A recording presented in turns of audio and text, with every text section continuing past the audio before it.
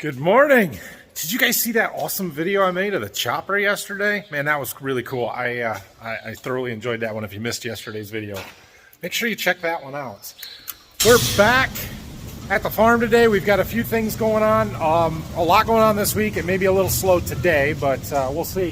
First thing we're going to do this morning is get this tractor switched back over. We got to switch the drawbar out and get it hooked up to the Big Ripper, because I think we're going to start doing some tillage work here later this week. That's good.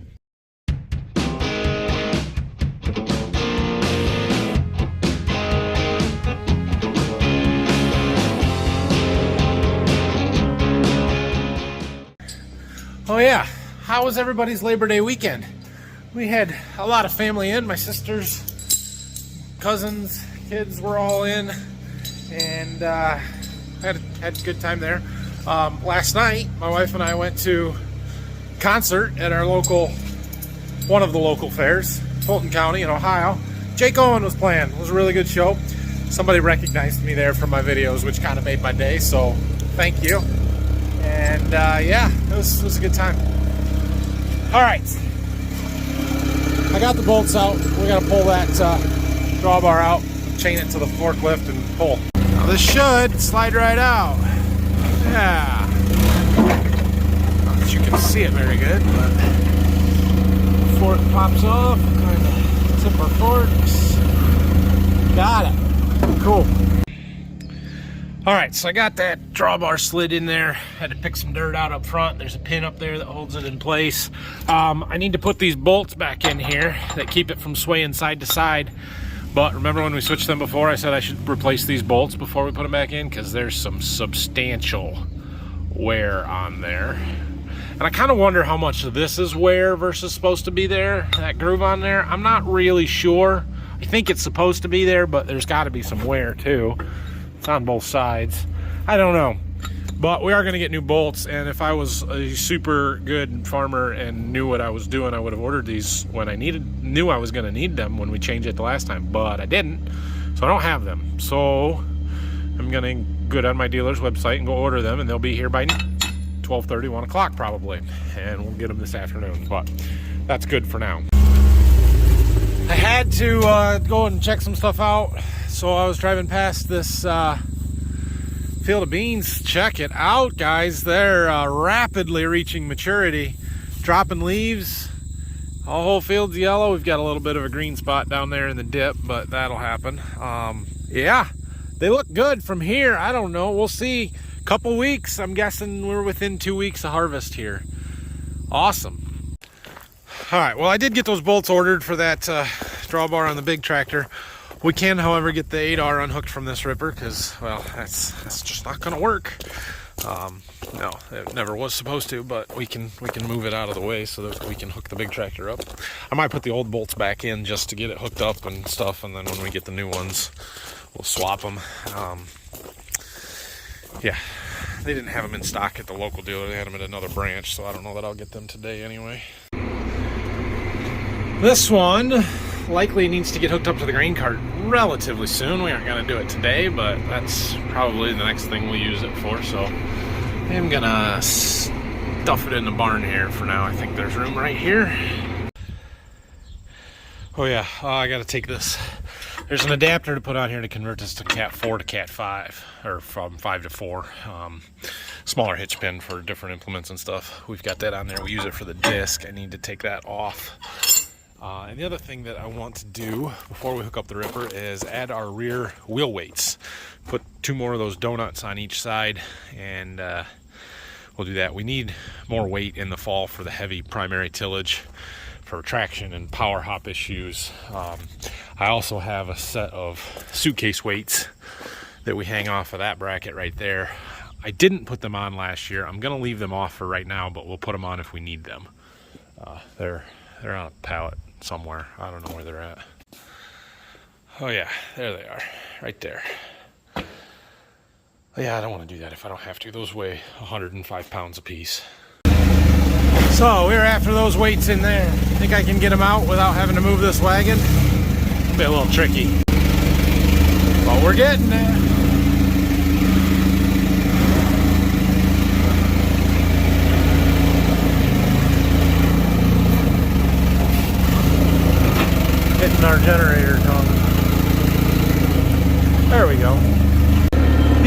be relatively easy ones to do, because we just have to line up 3 bolts. I am gonna have to focus though and not film it.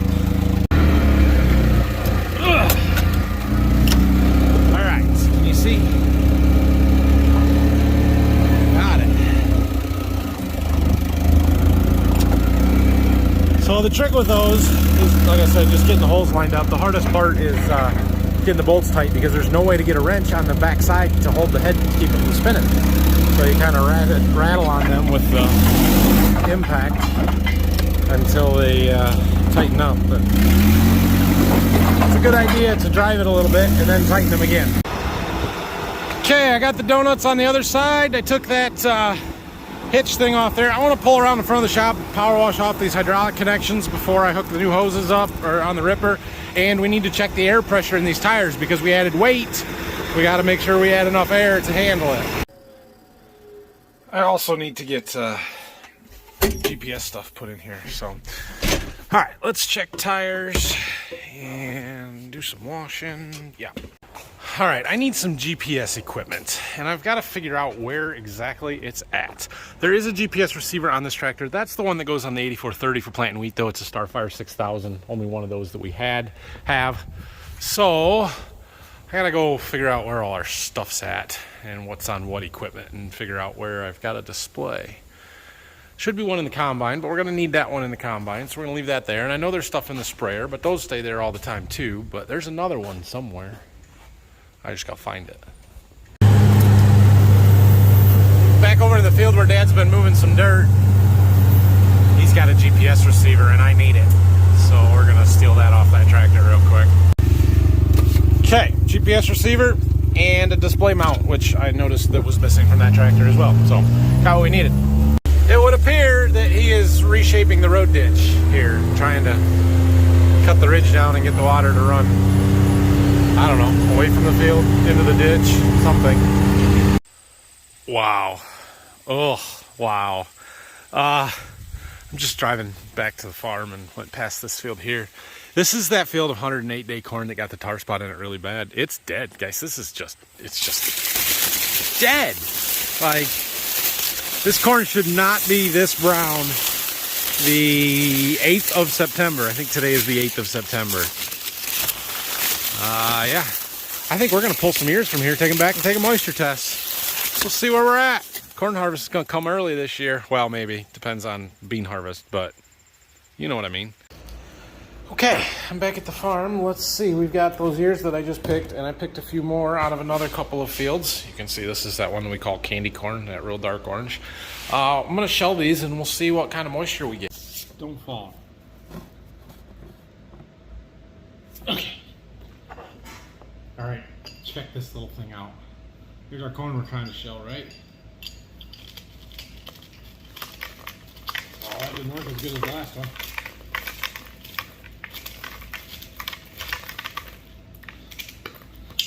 This thing is pretty sweet though. It's like a little handheld concave corn sheller. Got most of it. Twist on the end. More on the other end.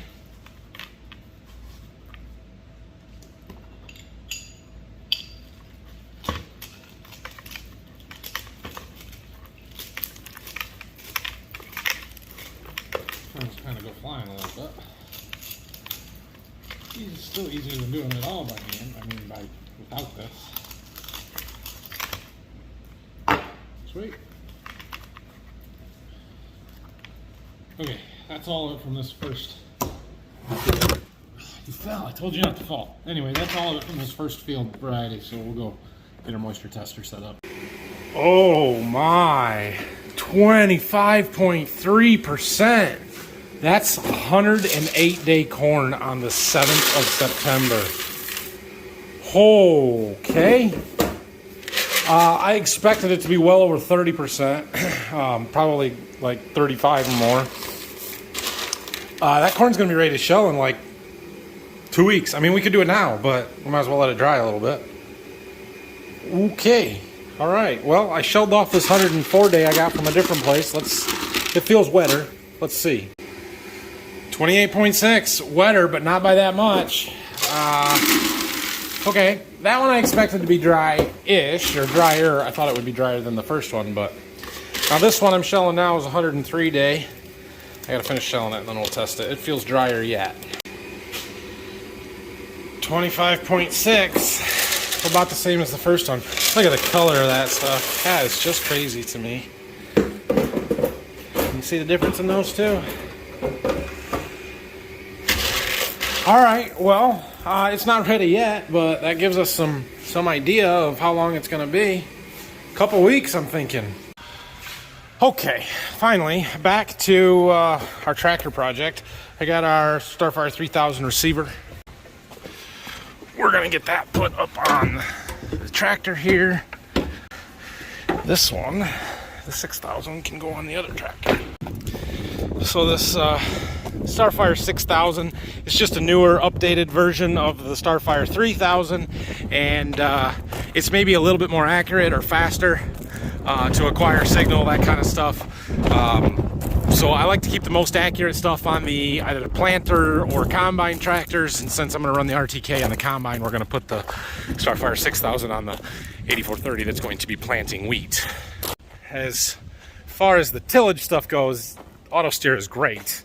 Accuracy is not that important. It's no big deal if we're off by a couple of inches. So we put the lower signal quality ones or the cheaper ones on the tillage equipment. All right, so now I'm running into just a little bit of a logistics issue.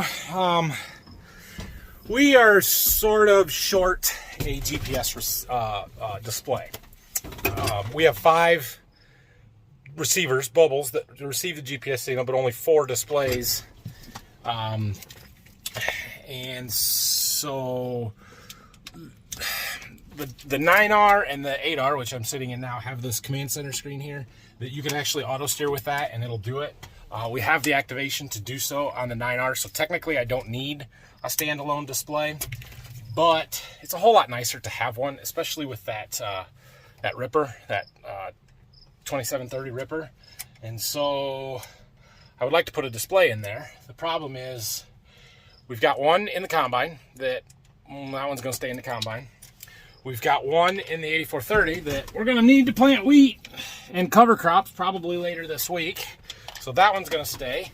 And we've got one in the sprayer. Now we're almost done spraying, but we're not done spraying yet. And so I feel like I kind of need to leave that one alone too, especially since we might have to spray some more wheat stubble here maybe later this week.